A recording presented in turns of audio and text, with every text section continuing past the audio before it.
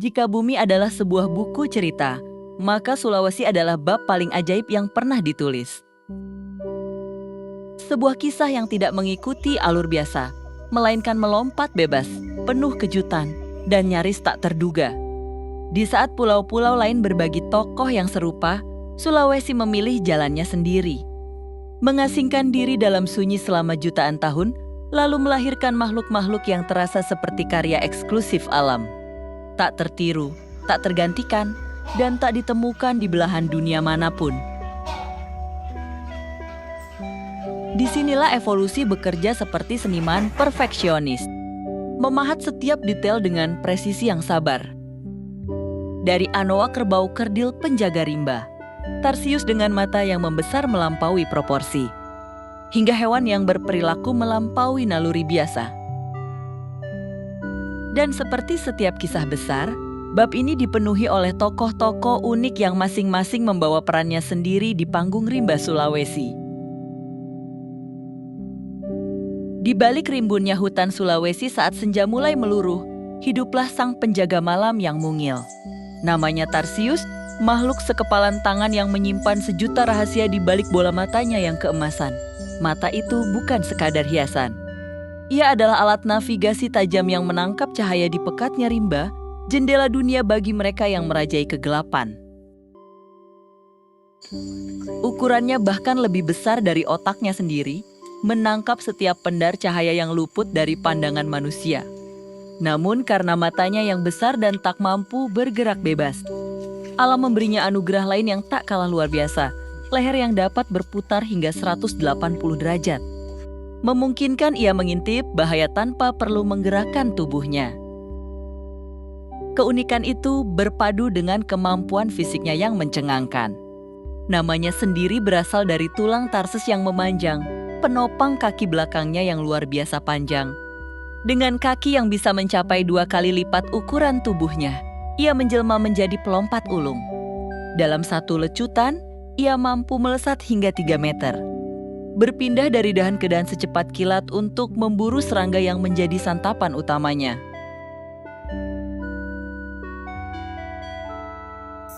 Namun kehidupan Tarsius tak hanya tentang gerak dan insting. Saat malam mencapai puncaknya, hutan tak benar-benar sunyi. Di balik keheningan itu, mereka menciptakan simfoni ultrasonik, suara bernada tinggi yang tak mampu ditangkap telinga manusia. Melalui getaran tak terdengar itu, mereka berkomunikasi, menandai wilayah, hingga memanggil pasangan. Dan ketika ikatan itu terjalin, kesetiaan menjadi bagian dari kisah mereka.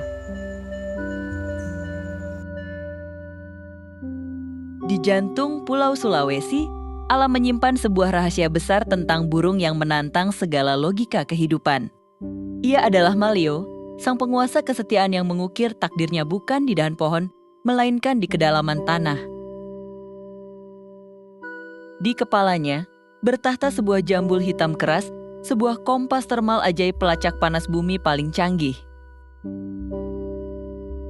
Maleo bertindak bak ahli geologi yang mampu mendeteksi titik suhu panas bumi. Paling presisi yang melampaui teknologi manusia untuk menetaskan keturunannya. Kisah heroik mereka bermula dari sebuah pengabdian. Meski sayap mereka mampu memeluk langit, pasangan Maleo yang setia seumur hidup ini memilih untuk membumi. Mereka rela menempuh perjalanan sunyi, berjalan kaki puluhan kilometer, menembus rimba pegunungan menuju pesisir, demi menemukan rahim yang tepat bagi keturunannya. Di sana, mereka bertarung melawan lelah, memindahkan ratusan kilogram pasir dengan kaki perkasa mereka untuk menggali lubang harapan sedalam 50 cm. Di dalam kegelapan itu, sang induk menitipkan telur raksasa. Sebuah tabungan nyawa yang ukurannya 5 hingga 8 kali lipat telur ayam. Maleo tak mengerami. Ia menyerahkan kehidupan pada bara yang bersemayam di perut bumi dan cahaya yang jatuh dari langit. Dari tanah yang sunyi, yang tampak seperti kuburan, justru lahir denyut kehidupan. Saat cangkang pecah di kedalaman tanah, sebuah keajaiban terjadi. Selama 2 hingga 3 hari, sang bayi Maleo harus berjuang sendirian menggali jalan keluar dari kegelapan yang menghimpit. Tanpa bimbingan, tanpa suapan, dan tanpa pelukan induk, ia adalah pejuang sejati sejak detik pertama. Begitu kepalanya menyembul dari permukaan tanah. Sisa-sisa pasir masih melekat di bulunya yang indah. Sementara semburat merah muda menghiasi dadanya dalam sekejap, sang bayi langsung bisa mencari makan dan melesat terbang menuju dahan pohon. Sayap kecilnya bergetar cepat, meninggalkan tanah yang baru saja melahirkannya.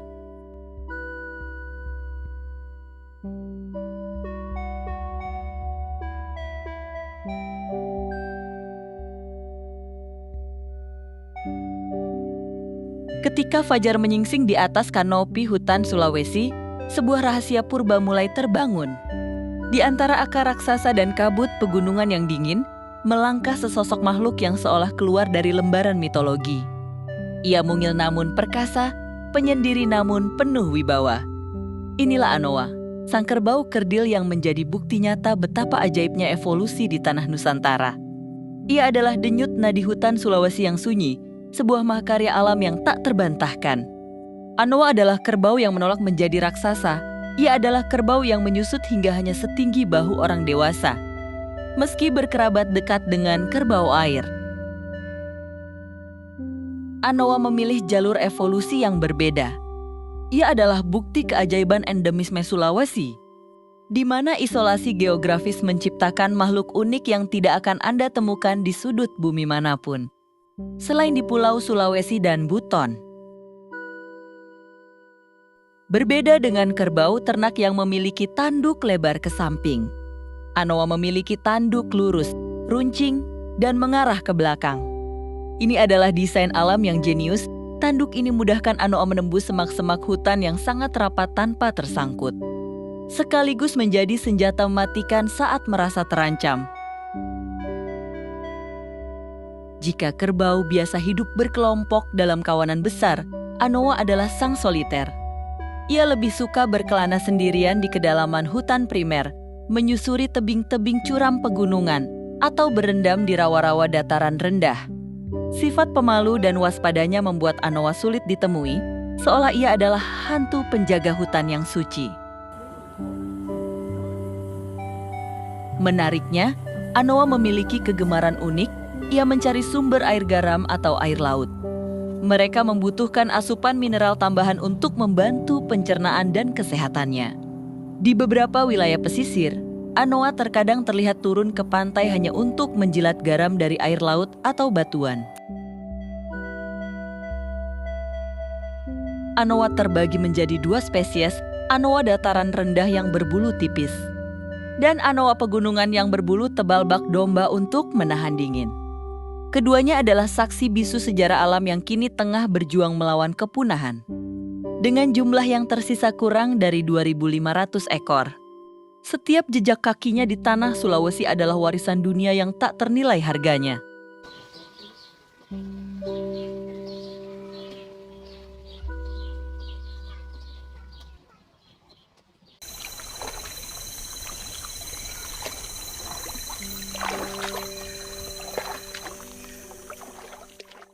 Di kedalaman rimba Zamrud Sulawesi, di mana kabut menyelimuti silsilah evolusi yang purba, hiduplah sesosok makhluk yang seolah melompat keluar dari lembaran mitologi.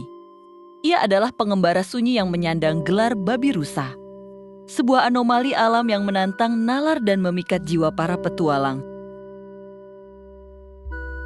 Jika alam adalah seorang seniman, maka babi rusa jantan adalah pahatan paling radikalnya. Bayangkan seekor makhluk dengan gigi taring atas yang tidak tumbuh ke bawah untuk mengunyah, melainkan melesat menembus kulit moncongnya sendiri. Taring itu melengkung anggun, membelah udara menuju dahi, seolah-olah ia sedang berusaha menggapai pikirannya sendiri. Inilah mahkota alami yang menjadikannya kesatria hutan yang tak tertandingi secara visual. Meski tubuhnya gempal layaknya babi, di balik kulit abu-abu yang keriput dan nyaris tanpa bulu, tersimpan rahasia yang tak terduga. Babi rusa adalah babi yang mengkhianati kodratnya. Ia memiliki perut yang kompleks, sebuah laboratorium biologis yang lebih mirip dengan sistem pencernaan domba atau rusa. Ia tidak sekadar rakus, ia adalah penikmat serat yang elegan, mengolah dedaunan di tengah hutan hujan dengan cara yang tidak dilakukan sepupu babi lainnya di dunia. Babi rusa bukan sekadar hewan. Ia adalah monumen hidup dari isolasi geografis jutaan tahun. Sebagai satwa endemik yang hanya memijakan kaki di tanah Sulawesi dan sekitarnya, ia adalah saksi bisu sejarah bumi. Ia berjalan dengan tenang, sesekali berkubang dalam lumpur keemasan. Menjalani hidup yang kontemplatif di bawah kanopi hijau yang kian terancam.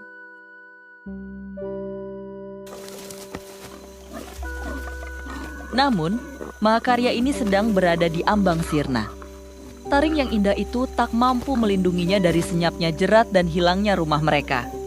Keberadaan babi rusa saat ini adalah pengingat bagi kita semua bahwa sebuah keajaiban yang butuh waktu jutaan tahun untuk tercipta dapat lenyap hanya dalam sekejap mata jika kita berpaling.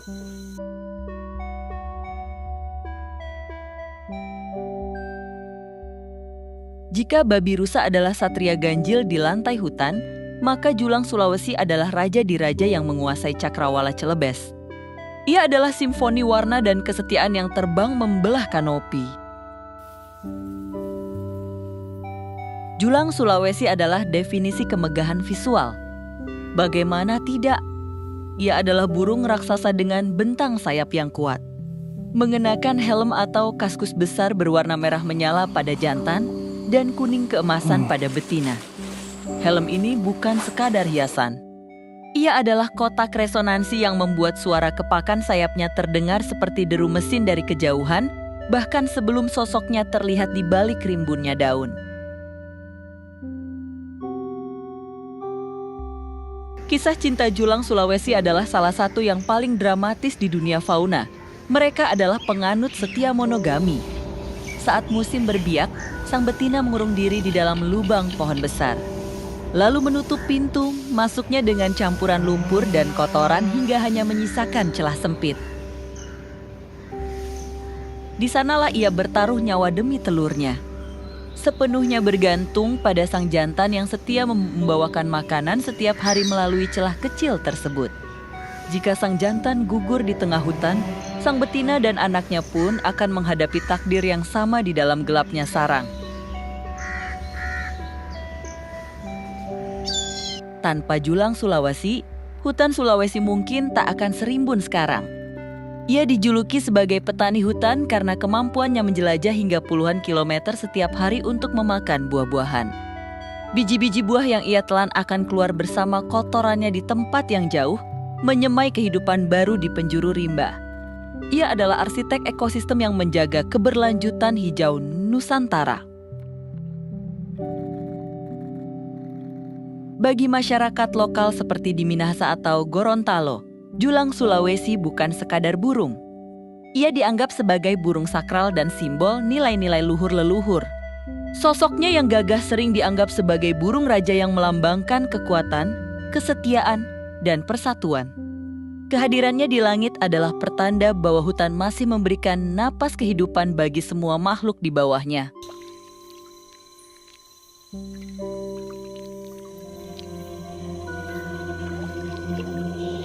Jika Julang adalah kemegahan, maka Yaki adalah jiwa dan kecerdasan yang berdenyut di jantung hutan Minahasa.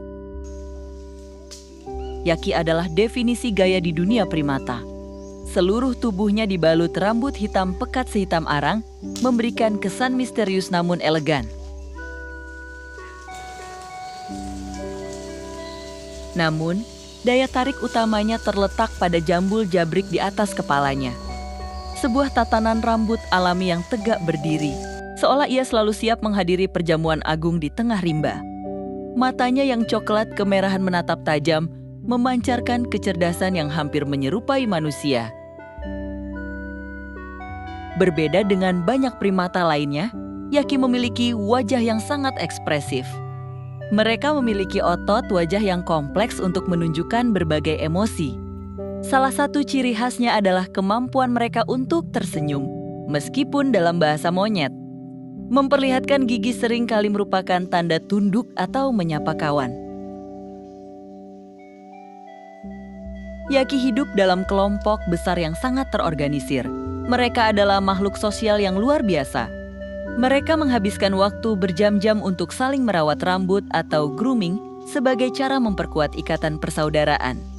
Di dalam koloni Yaki, komunikasi adalah kunci, mulai dari teriakan peringatan hingga sentuhan lembut yang mendamaikan perselisihan. Mereka adalah penguasa lantai hutan dan kanopi yang hidup dalam harmoni komunal yang ketat. Dunia sempat diguncang oleh aksi selfie ikonik Yaki yang mendunia, membuktikan betapa besarnya rasa ingin tahu dan nalar mereka. Namun, di balik ketenaran internasional itu, Yaki menghadapi kenyataan pahit, kehilangan rumah akibat pembukaan lahan dan ancaman perburuan. Mereka adalah penjaga terakhir hutan primer Sulawesi Utara, sebuah mahakarya yang tak boleh dibiarkan menjadi sekadar kenangan dalam lembaran foto.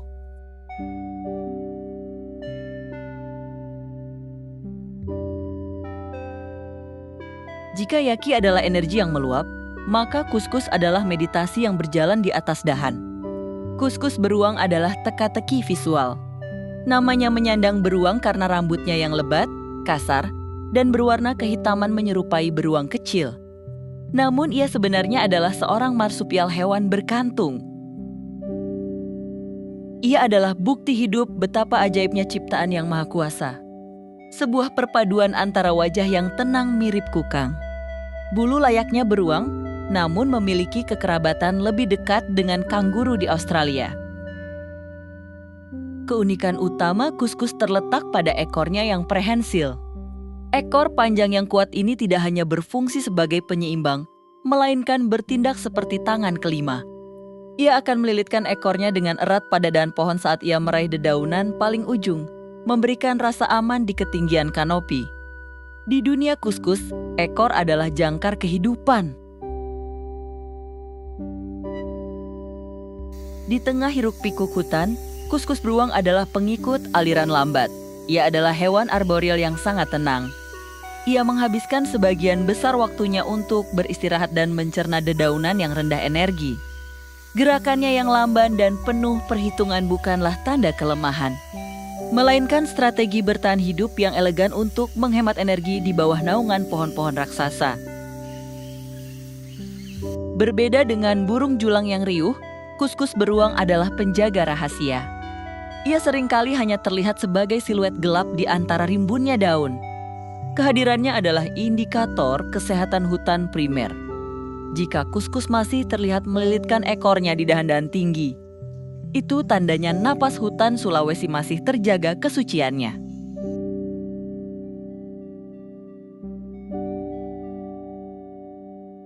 Di balik kabut yang menyelimuti pegunungan Sulawesi, tersimpan sebuah rahasia ilahi yang tak ternilai harganya. Setiap keindahan bumi Sulawesi dan setiap kepakan sayap burung di langitnya. Dan setiap langkah makhluk yang berjalan di dalamnya adalah tanda keagungan Sang Pencipta. Namun, keindahan yang telah bertahan selama jutaan tahun berada di ujung tanduk. Alam sedang menangis, bersaksi atas apa yang telah kita perbuat. Allah telah memperingatkan kita dengan sangat jelas dalam firman-Nya. Bismillahirrahmanirrahim.